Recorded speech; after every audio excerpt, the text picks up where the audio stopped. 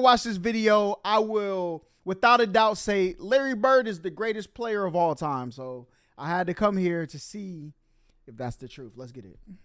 Basketball is special. The size of the court and the lack of pads or helmets give fans the most intimate experience of a team. Hey, look, and first, I talk in my videos, so if you don't like it, goodbye. Sport that exists. And because of the different styles that basketball allows for, players develop their own distinct identities and signature styles through their creativity, flair, and athleticism.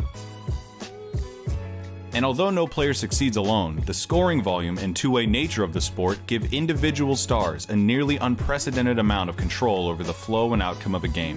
For this reason, players are constantly compared to their peers and to the legends of the past in order to answer the most hotly contested question in the sport.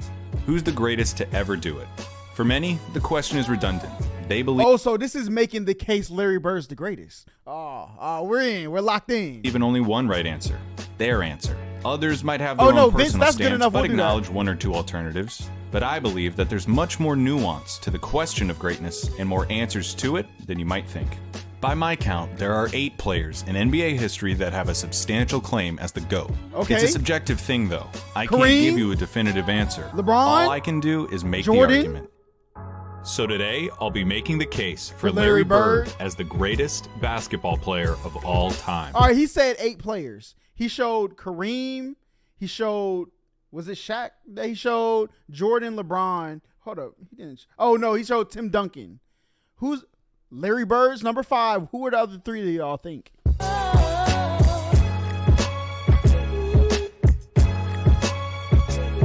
How y'all feel about Dr. Umar saying that Eminem cannot be the greatest hip hop artist of all time because he's white?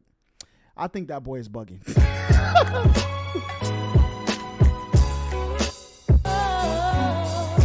When it comes to basketball, Larry Bird is the smartest, clutchest player to ever play the game. Now, if you don't think that Larry Bird is the greatest basketball player of all time, you probably hate that I just said that.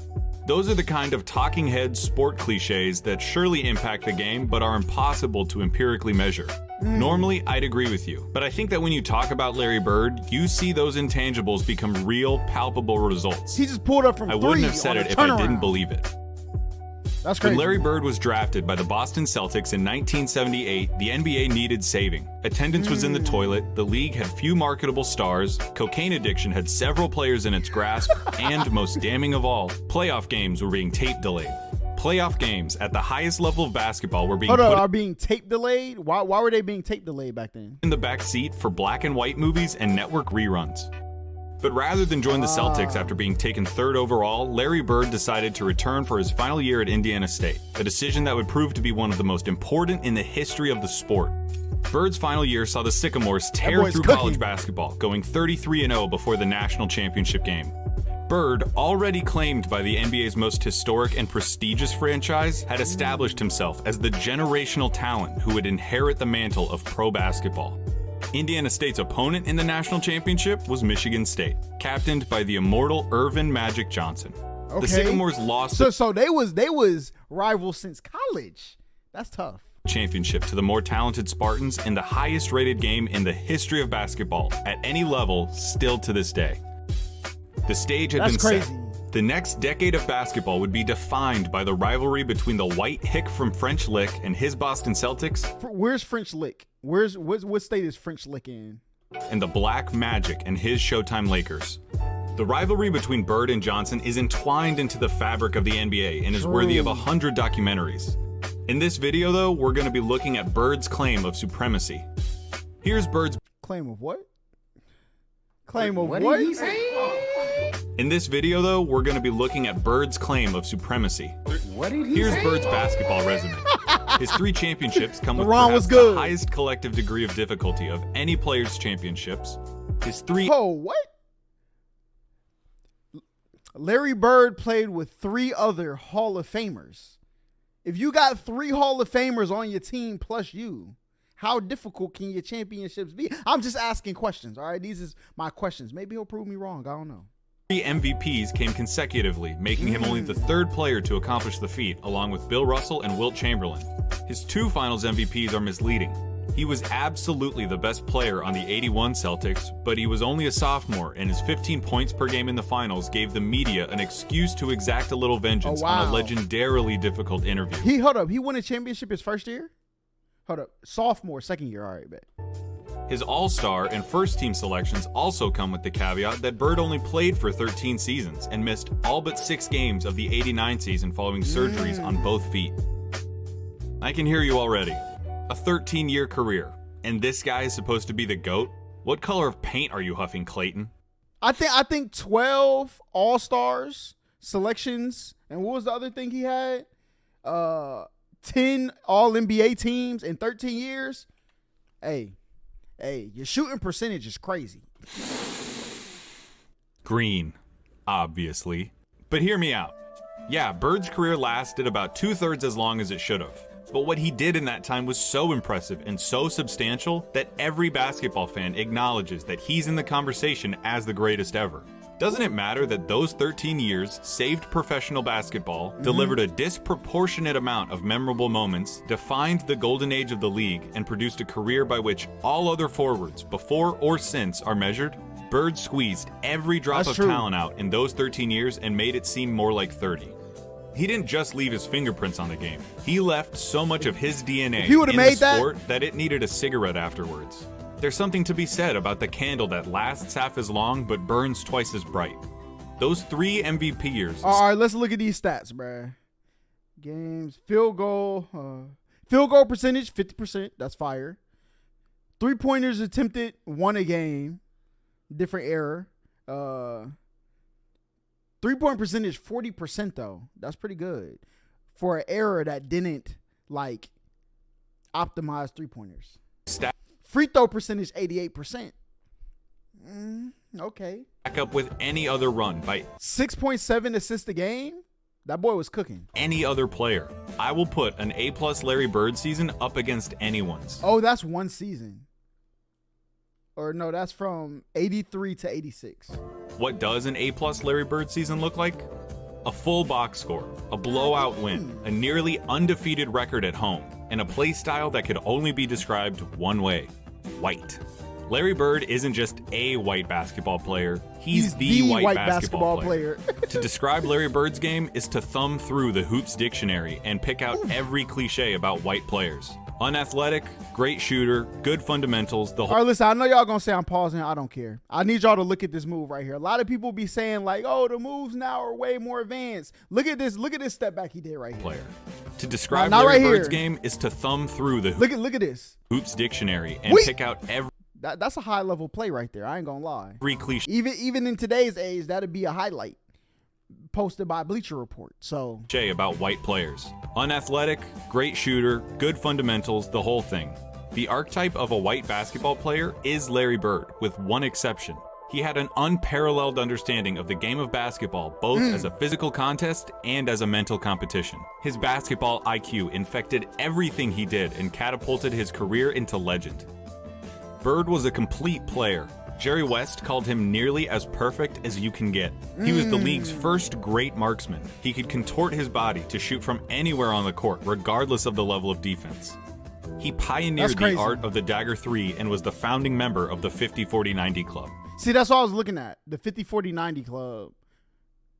Because the 90s free throws, but his free throw percentage was like 88% though. At 6'9", Bird's understanding of angles and coordination led to a higher rebounding average than Patrick Ewing, and it made him an impressively adept finisher in his younger years.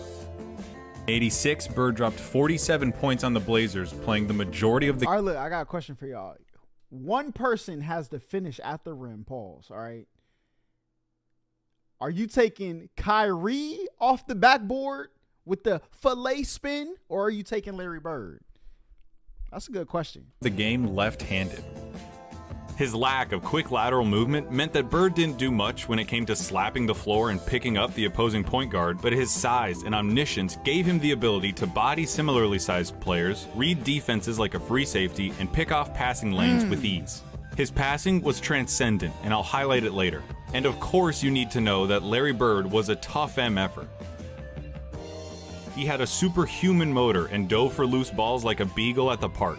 He was a willing participant in his share of fights, often precipitated by his league-renowned trash talk. That boy's in a mix, yo. I don't know. Larry Bird might be creeping up into my favorite players, okay? And, like, I see Magic always get credit for, like, the flashy passes on the Showtime Lakers. But some of these Larry Bird passes, low-key, he might be a better passer than Magic. I ain't gonna lie. Maybe not volume-wise, but aesthetically, come on now. Stayed preaching. That was funny. He had 50 points. I was guarding in my rookie year. He looked at me and he goes, "You can't stop me." And I looked at him and I said, "Gosh, boy, you're so confident." He proceeded to score like 10 straight points on me. Dang. Coach took me out the game. He walks by and he's laughing at me. I'm going to be honest. I barely understand basketball because I'm more into bowling, baseball in terms of playing. A thought ahead. Play the game like a chess game. I'd much rather guard Michael Jordan than Larry Bird because you have to play the game as a thinker when you're playing him. You have to get inside his mind. If you put all of us in a room, you know, Magic, Jordan, myself, and Bird probably... Bro, I don't want to hear no Isaiah Thomas opinions, bro. His is tainted. I'd be the guy who walks out of the room at the end of the day. Did you notice something during those testimonies? Those are some of the best basketball players of all time, and they all sing Bird's praises like they were former assassins who had to go toe-to-toe with John Wick and they're just happy to be alive. Bird excelled during one of the most talent-rich periods in league history. The abridged list of his basketball rivals goes like this. Dr. J and Moses Malone on the Philadelphia 76ers. That's crazy. Sidney Moncrief on the Milwaukee Bucks. Isaiah Thomas, Bill Laimbeer and the Bad Boy Pistons. Dominique Wilkins on the Atlanta Hawks, Bernard King on the New York Knicks, Michael Jordan on the Chicago Bulls, Hakeem Olajuwon and Ralph Sampson on the Houston Rockets. That's a team right there. And of course, Magic Johnson, James Worthy, and Kareem Abdul-Jabbar on the Los Angeles Lakers. All right, there's no point avoiding it any longer. We have to look at Magic versus Larry. If you have Magic over... Okay, so I get why they would say, though, that Larry Bird's finals are the hardest, even though he has Hall of Famers on his team, is because he was playing the Showtime Lakers, which is arguably a comparable team to that Boston Celtics, which is up there in like top 4 or 5 teams of all time. So, okay, I'm understanding. I get Larry, a little bit. it's because he has 5 rings to Larry's 3, had a peak that lasted about 2 or 3 years longer than Larry's, and had a 2-1 record against Bird's Celtics in the finals. Perfectly legitimate, completely respectable arguments. But in the interest of making Bird's case, allow me to retort. For nearly the entire decade of the 1980s, the Eastern Conference was irrefutably the more competitive conference between the two. Considering the competition, for Bird to have made 5 finals appearances is just as impressive as Magic's 9. No, sir. We're not doing this, because when other people make the finals but don't win, all right, they don't say that's impressive. Okay. So I'm gonna have to call cap on that one. As for the head-to-head record responsible for Magic's 2 extra titles, he had more help. Seriously, the Celtics' Big 3 and the Lakers' Big 3 get compared all the time historically as if they were of equal caliber, but weren't Magic's accomplices just a step above Bird? Yeah, that's what I'm saying. Like, you had Kareem, bro. Let's relax. So, but I do understand they're not comparable. No disrespect at all to Kevin McHale and Robert Parrish, but Kareem was the alpha dog on the 71 Bucks and was the best player for at least 2 of the Lakers' 5 titles. James Worthy was the #1 pick out of UNC after winning a championship as the best player on a team that had Michael Jordan on it.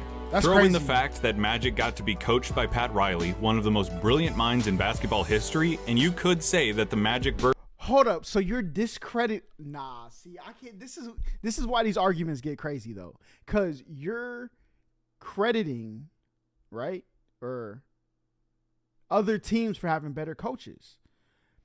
But when certain players had terrible coaches and terrible GMs, people was like, you got to get over that. All I'm saying is, look, we're going to have to be consistent. I'm all about consistency. I don't care who people think is the best, as long as their argument is consistent. Bird argument comes down to one thing: luck.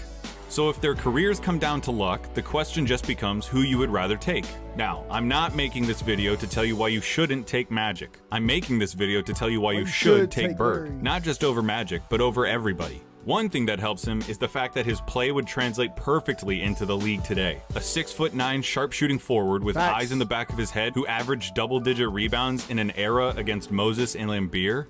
He'd gobble up boards as a power forward.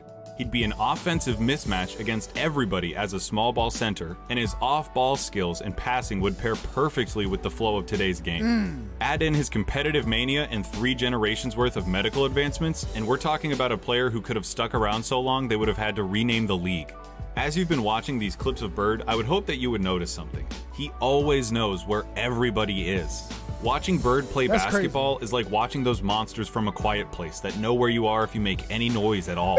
Bird had a level of clairvoyance that bordered on the unnatural. In '85, he ended up 1 steal away from a quadruple-double after playing just the first 3 quarters. That is insane. Yo, y'all should have let him play the 4th. Just to get that last steal, bro. They had to. His passing was famously infectious and helped transform the Celtics of the 80s into an ideal that basketball teams at all levels are still shown tape of. They moved the ball with precision and intent, always looking for better shots and determined to get the entire team involved in the effort. That fact is almost entirely attributable to Bird and his wizardry with the ball. This acumen also helped Bird become the only player with a GOAT claim to transition successfully into other basketball roles after his playing career. In his 3 years as the head coach of the Pacers, Bird won a Coach of the Year award, coached the Pacers to their first and only finals appearance, and gave Michael Jordan as much trouble as he'd ever I think 13 years is long enough to be in the GOAT conversation. I think it is. gotten in his career. But when you got somebody at 20 years, cooking, still, all right.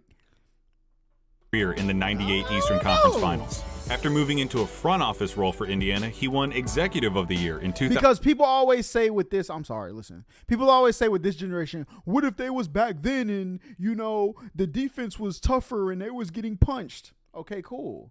But you can't then say, well, what if we're in this generation with medical advances and blah, blah, blah. And you can, what if was a fifth, we all be drunk. You know what I'm saying? 2012, becoming the only person to have an MVP, Coach of the Year, and Executive of the Year award. On the court or off of it, inside and out, Larry Bird sees basketball as only he can. That intelligence also lent itself to Bird's defining skill, making the big plays. Remember, NBA players get paid to win games. James Harden is getting paid nearly $40 million this year because he's supposed to help the Rockets win games. Victory can be achieved in a lot of ways, and the win column doesn't care how it happens. As Mark Sinclair once said, It don't matter if you win by an inch or a mile. Winning's winning. True. But when your team is down 1 in a crucial playoff game with 8 seconds left, and you need to hit a shot to stay in the series and keep your season alive, that's where players really separate themselves and earn their money. Love it or hate it, it's the players that come through in the big moments that live forever in our memories. Some players, for whatever reason, were never able to do it consistently. Some players were truly outstanding at it. Yep. Larry Bird was the best at it. All right, I need, what is the stat that tells us he's the best at it though? I need to know. What are we measuring? Like field goal efficiency in the last minute of the game, last shot attempts percentage. I need to know what the measure is.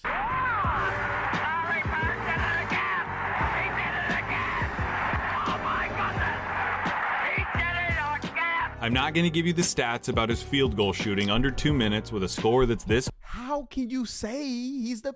Come on now. close, or tell you who has the most buzzer beaters or any of that. Take that for data. I'm just going to show you clutch moments in clutch situations. You can show clutch moments, but you can show clutch moments of freaking Jeremy Lin. That don't make him the best. 1985 against the Jeremy Lin waved off Kobe. He said, hey, Kobe, move up, Mr. Bean. Move up, move to the side. Let me cook up real quick. Blazers. Did Bird that make him the best? No, of course not. drops 48 points, including this. Down 1 with 2 seconds left. Inbound pass, the double team in Bird. Larry, fake, fall away. That's fire. 1985 against the Hawks. Bird sets the Celtics scoring record with 60 points with shots like these. They open the right side. Bird the fall away. He drills Pulls it again. That's the best shooting I've ever seen. 1986 against the Rockets. Not all of Bird's clutch moments were singular. The bigger the moment, the bigger his performance. In Game 6 of the 1986 NBA Finals, Bird clinches the championship with a triple-double in what he calls the best game he ever played. 2 seconds on the shot. Okay. Bird wants a 3 out of it. He gets it. 1987 against the Washington Bullets. Bird hits one shot to tie it before it's waved off because of a timeout. And then hits it again. Hits another shot to tie it up for real. Crowd is standing up. It goes now to Bird. Bird goes up top. Yo, with the one leg is And crazy. then in double overtime, down one, he does this. It's going to go to Bird. He's got a shot. Get it. Yo, you see how my man's right here put his hands on his hips? He's in disbelief. He fought for his life this whole game and lost. Field goal. And that's that. It's all over. For 3 years, from 1986 to 1988, the three-point contest knew no other champion but Larry Bird. That's crazy. He's still got to drop one here quickly. 14. This is a tie for the money. Yo! 1987 Eastern Conference Finals, Game 5. He hitting that Tied at 2 disappointing games apiece dad against the pose. Bad Boy Facts. Pistons. This enormous game would put the winner 1 game away from the NBA Finals. The Pistons are up 1 with seconds remaining. The ball goes out of bounds off the Celtics.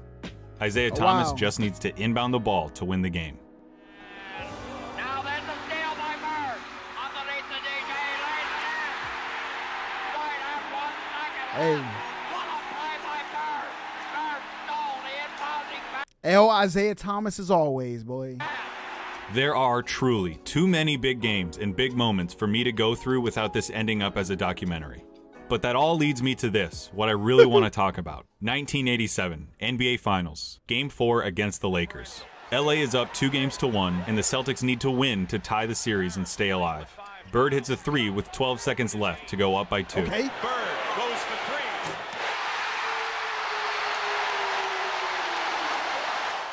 Kareem comes down and gets fouled with 8 seconds left. He makes the first, And misses the second.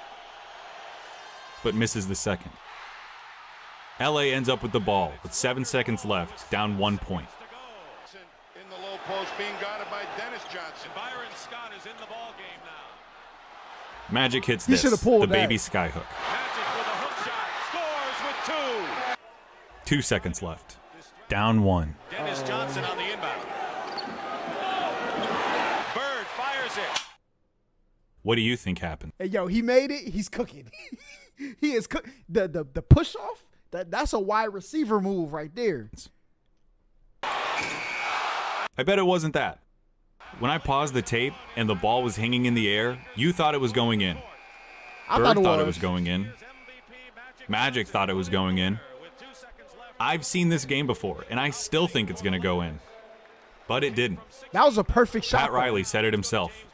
We got lucky.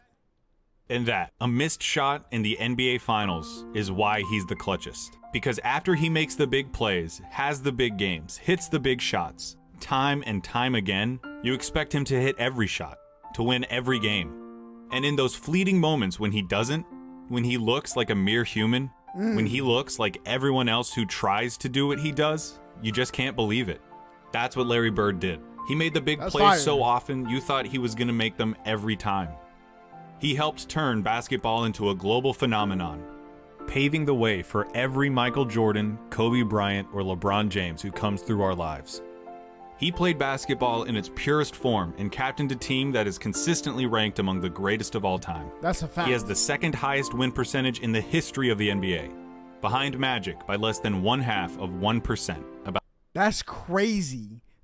That's a stat that people don't bring up a lot. People always bring up with, like, you know, assists, 3-pointers, points, you know, rebounds as why that person's the greatest. But at the end of the day, this is a team game. And in team games, the thing that matters the most is winning. That's tough. About 10 games. He was the complete package, a player with no holes in his game whatsoever. They called him Basketball Jesus. That's He crazy. didn't get that name without doing something extraordinary. He saved basketball, and he did it by playing it better than anyone else. Yeah, Here's Magic at Bird's retirement in 1993. Larry Bird said that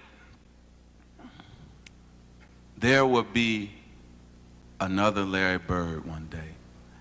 And Larry, there will never, ever, ever be another Larry Bird. To the greatest basketball player ever, but more important, a friend forever.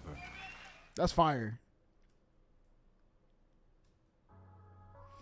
All right, so my final thoughts are, I'm going to be honest, like, I'm a basketball fan because of playing the game.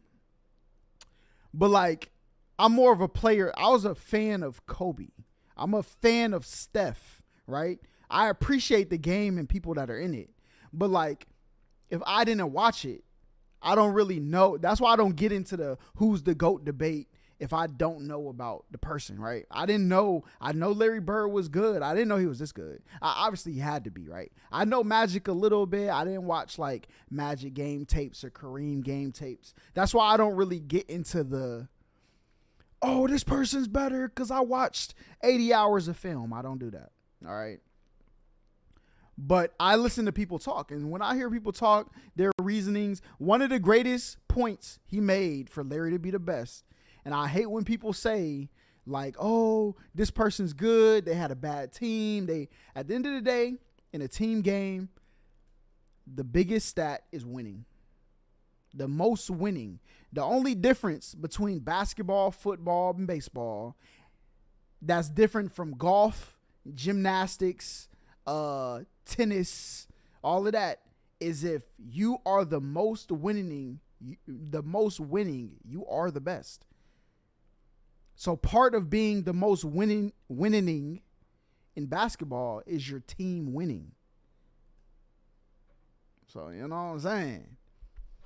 Three championships in 13 years. Michael was what? 15 years? 15 years, 16, something like that. 6 championships. You missed 10, so that's pretty comparable. Who else? I mean, then you would have to say Bill Russell's the GOAT then, right? Because Bill Russell got, what, 11 championships? Something like that? In, what, 13 years? Then it would have to be Bill Russell, which is still, yo, what's the greatest dynasty? The Celtics or the Lakers? Y'all let me know down below, man. So when the metal hit his mug, he just sunk in place. 100K Holla, chillin' Bahamas. Come home to your crib and throw in your mama.